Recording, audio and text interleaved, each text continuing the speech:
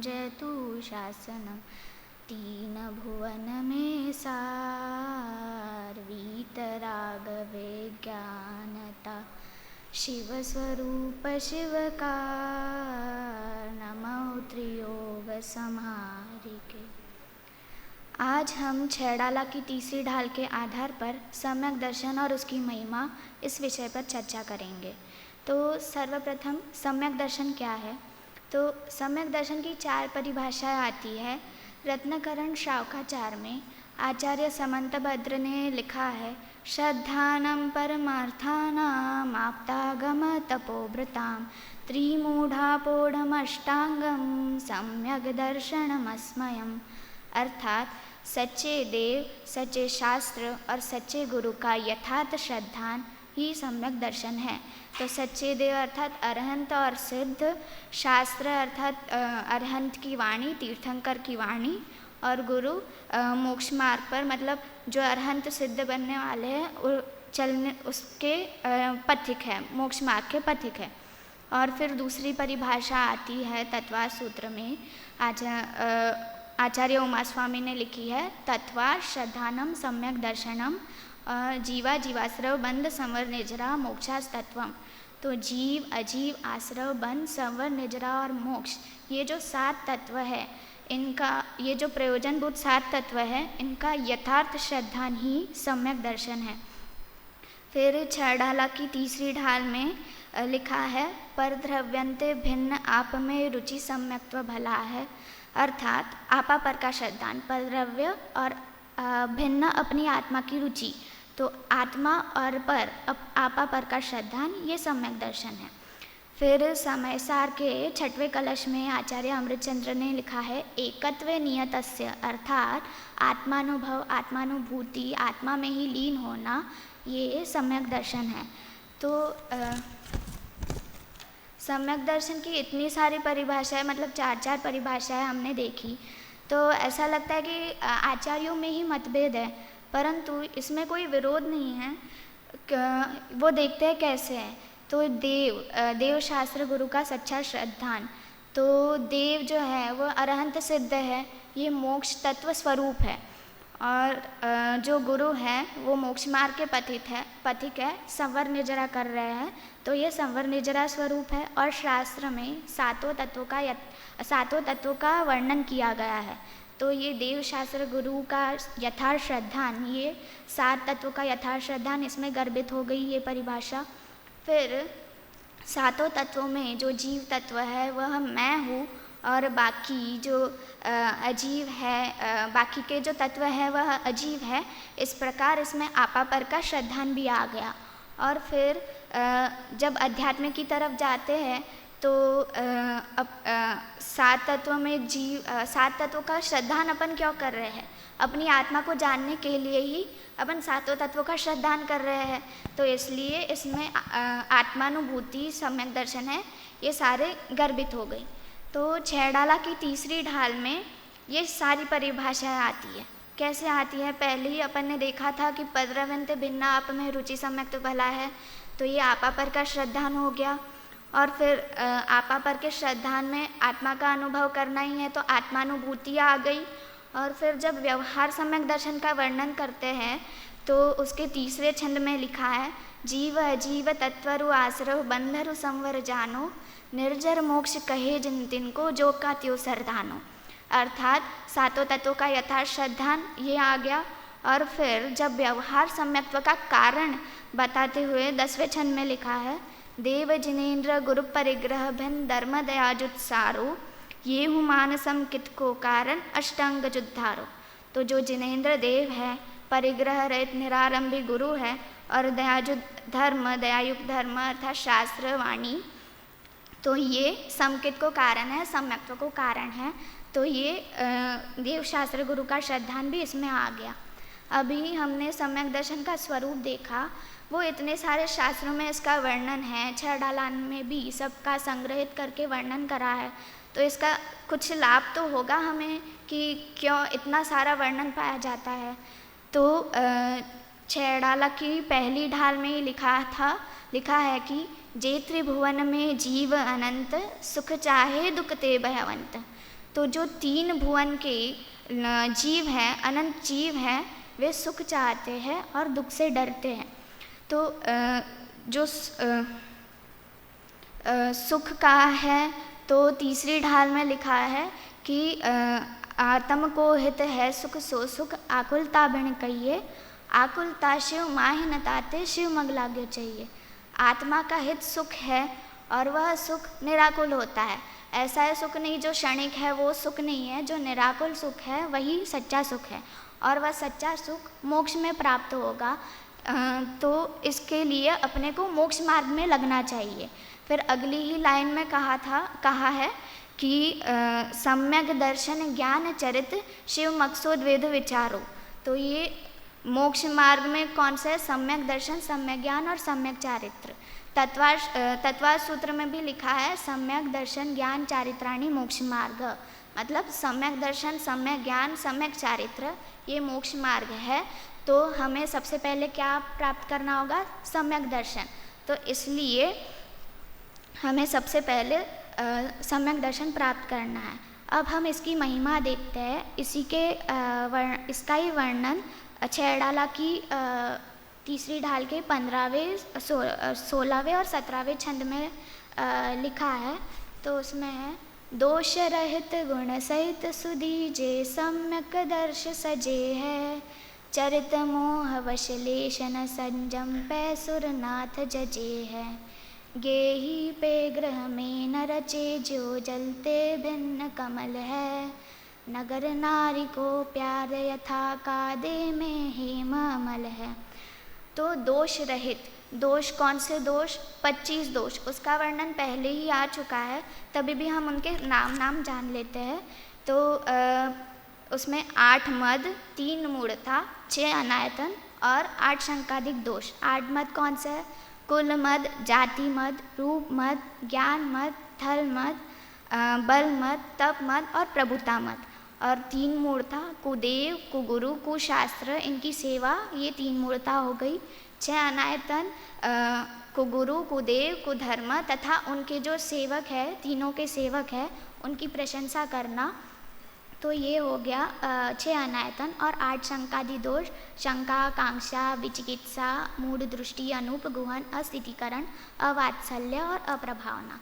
तो सम्यक दृष्टि जीव इन 25 दोषों से रहित होते हैं। और गुण सहित, तो कौन से गुण? 8 गुण, निशंकित, निकांक्षित, निर्विचिकित्सा, अमूढ़ दृष्टि, उपगुहन, स्थितिकरण, वात्सल्य और प्रभावना।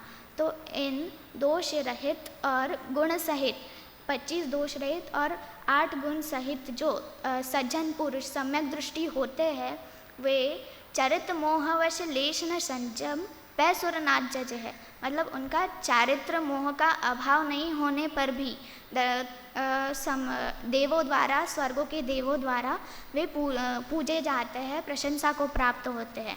क्यों? क्योंकि उनका व्रत संयम आदि तो है नहीं, परंतु मिथ्यात्व का अभाव हो गया है और अनंतानुबंधी कषाय का अभाव हो गया। परंतु अप्रत्याख्यानावर्णीय जो कषाय का उदय है, उसकी वजह से व्रत आदि, अनुव्रत, महाव्रत ये उन्होंने धारण नहीं किए हैं।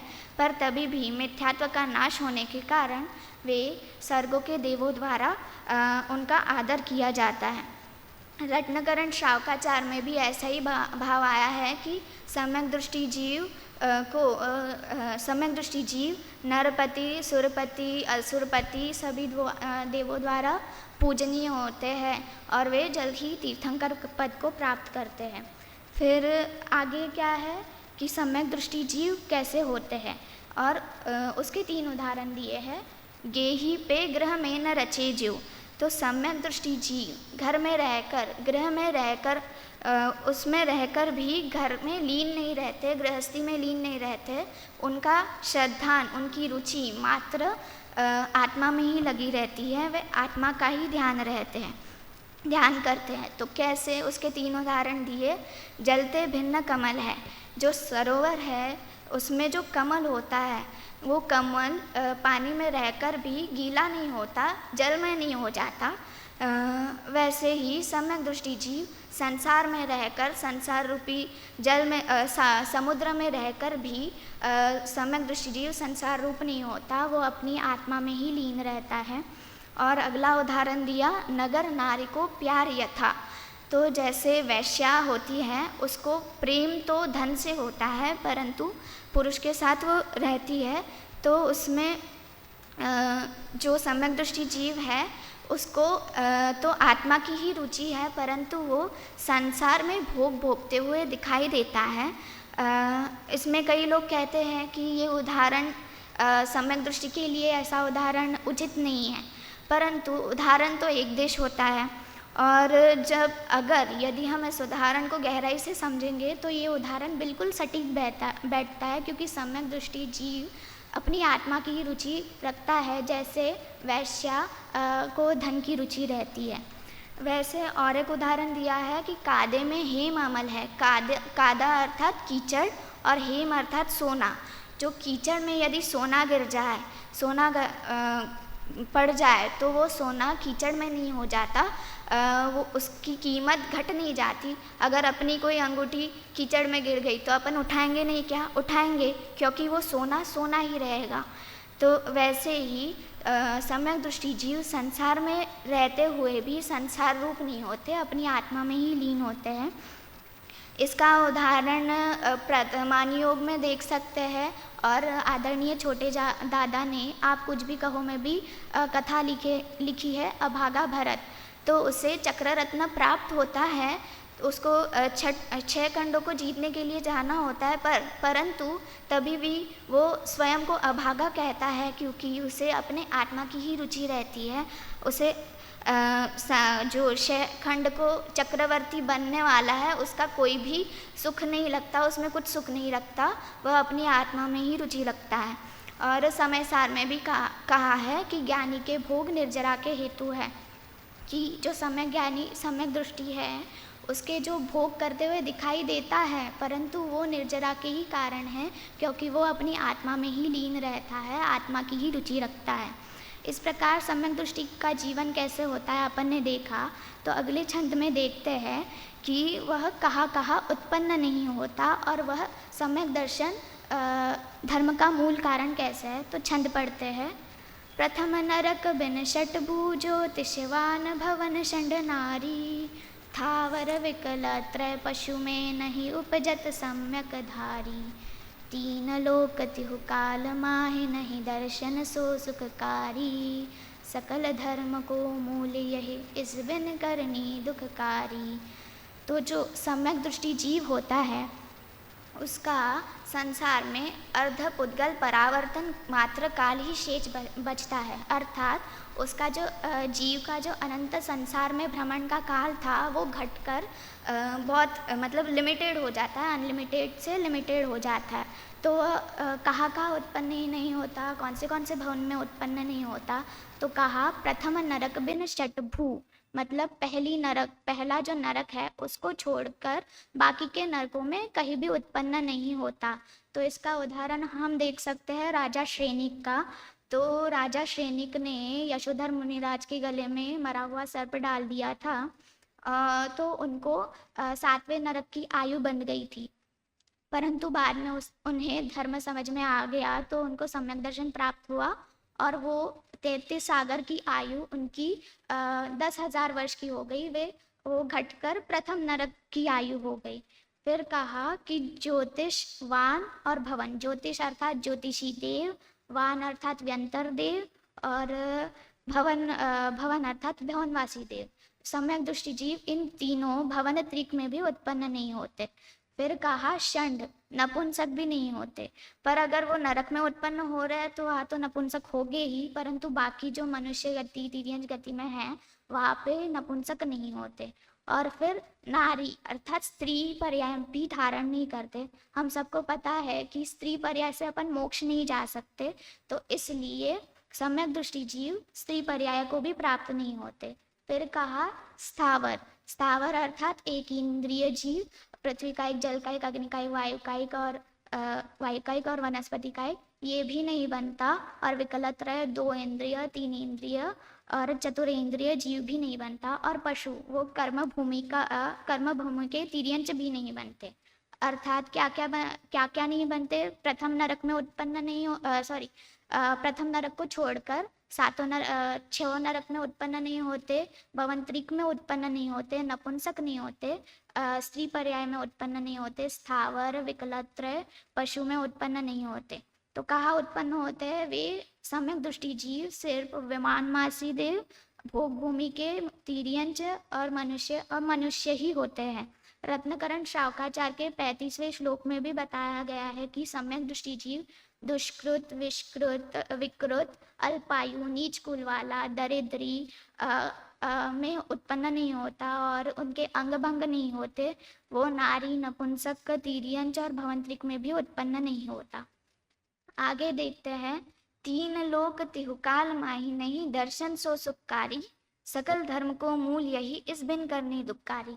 3 लोक ऊर्ध्व मध्य और अधो, और 3 काल वर्तमान भूत और भविष्य, इन 3 काल और 3 लोक में सम्यक दर्शन के अलावा सुखदायक और कोई भी नहीं है, और इसके बिना जो कुछ भी है वो दुखदायक है। क्योंकि पहली डाल में अपन ने देखा था, लिखा है कि मोह महामद पियो अनादि, तो भूल आपको भ्रमतवादी। मिथ्यात्व के कारण जीव संसार में परिभ्रमण कर रहा है, अनेकों दुख उठा रहा है। तो सम्यक दर्शन होने के बाद मिथ्यात्व का नाश हो गया और फिर सुख प्राप्त हो गया। इसलिए कहा गया कि सकल धर्म को मूल यही, मतलब सभी धर्मों का मूल सम्यक दर्शन ही है। प्रवचन सार में भी लिखा है, दंसन मूलो धम्मो, सम्यक दर्शन सभी धर्मों का मूल है, जड़ है। और अभी अपन अगले छंद में देखते हैं कि सम्यक दर्शन यदि नहीं होगा तो क्या नहीं होगा। तो छंद पढ़ते हैं। मोक्ष महल की प्रथम सीढ़ी, या बिन ज्ञान चरित्रा, सम्यकता न लहे सुदर्शन, धारो भव्य पवित्रा। दौल समझ सुन चेत सयाने, काल वृथा मत खोवे, यह नर भव फिर मिलन कठिन है, जो सम्यक नहीं होवे।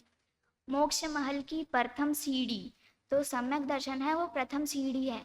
ये अपन जो स्टेप्स चढ़ते हैं, यदि अपन ने पहला कदम ही नहीं डाला, पहला स्टेप ही नहीं डाला, तो अगला स्टेप कैसे डालेंगे, उससे अगला स्टेप कैसे डालेंगे। तो अपन ने पहले देखा था कि सम्यक दर्शन ज्ञान चारित्राणि मोक्ष मार्ग, तो सम्यक दर्शन, सम्यक ज्ञान और सम्यक चारित्र ये मोक्ष मार्ग के सोपान है, और उसमें सर्वप्रथम जो सोपान है वो सम्यक दर्शन है। तो यदि अपन ने सम्यक दर्शन प्राप्त नहीं किया, या बिन ज्ञान चरित्रा, तो सम्यक दर्शन हुए बिना ज्ञान और चारित्र भी सम्यक नहीं होंगे। इसलिए इसका भाव भी पुरुषार्थ सिद्धि उपाय में आचार्य अमृतचंद्र ने लिखा है, तत्रादो सम्यक्त्वं समुपाश्रयनीयमखिल यत्नेन, तस्मिन् सत्येव यतो भवति ज्ञानं चरित्रं च।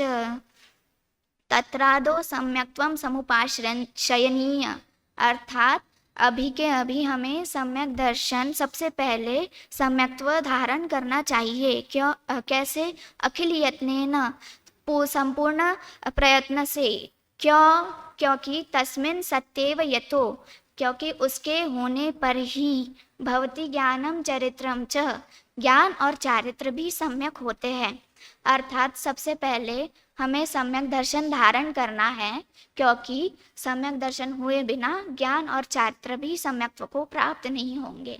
इसलिए फिर आगे दौलतराम जी कहते हैं, दौल समझ सुन चेत सयाने, वे अपनी आत्मा को संबोधित करके कह रहे हैं कि दौल, हे समझदार दौलतराम, तू समझ सुन, सम्यक दर्शन को समझ, क्या है वो और कैसे क्यों प्राप्त करना है ये सुन, और चेत, सावधान हो जा। और क्या? काल वृथा मत खोवे, यह जो काल है वो व्यर्थ मत गवा। क्योंकि यह नर भव फिर मिलन कठिन है, जो सम्यक नहीं होवे। ये जो सुकुल मिला है, नरभव मिला है, मनुष्य जैन धर्म मिला है, ये फिर से प्राप्त करना, यदि हमें सम्यक दर्शन प्राप्त नहीं हुआ तो ये फिर से प्राप्त करना बहुत कठिन हो जाएगा, क्योंकि फिर से हमें संसार में परिभ्रमण करना होगा, संसार में भटकना पड़ेगा। इसलिए आचार्य अमृतचंद्र ने समय सार के 23वें कलश में लिखा है, ऐ कथमपि मृत्वा तत्व कौतूहली सन अनुभव भवमूर्ते पार्श्वमर्ति मुहूर्तम पृथगत विलसन्तं संसलालोक्य येन त्यजसि जगिति मूर्त्या साकमेकत्वमोहम्। ऐ कथमपि मृत्वा मतलब कैसे भी कुछ भी महाकष्ट पाके, मृत्वा या मर के भी, तत्व कौतूहली सन तत्व का कौतूहली होके, तत्व को जानने की इच्छा करके, मूर्ते है पार्श्ववर्ती मुहूर्तम अनुभव मतलब मूर्ते शरीर को एक मुहूर्त के लिए ही पार्श्ववर्ती अर्थात पड़ोसी जानकर, अनुभव कर उसको पड़ोसी जानकर, पृथगत विलसंतम स्वम समालोक्य येन उसको अलग करके अपनी आत्मा को जानो, अपनी आत्मा को देखो। इससे क्या होगा, इससे मिथ्यात्व का अभाव होगा। मतलब जो मोह है, एकत्व का मोह है, शरीर आदि पर पदार्थों से एकत्व का मोह है, वो त्यजसी झगिति मतलब जल्द ही जल्द, झट से, तुरंत ही नष्ट हो जाएगा, छूट जाएगा, अर्थात मिथ्यात्व का नाश होगा और सम्यक दर्शन प्राप्त होगा और मोक्ष मार्ग प्रारंभ होगा। इसलिए हमें सुख प्राप्त करना है, मोक्ष प्राप्त करना है, तो सम्यक दर्शन प्राप्त करके हमें मोक्ष मार्ग पर चलकर सम्यक दर्शन प्राप्त करना चाहिए। इसी प्रकार सम्यक दर्शन ही सबसे पहली स्टेप है, इसलिए हम सब भी सम्यक दर्शन को प्राप्त करें। इसी मंगल भावना से ओम नमः शिवाय।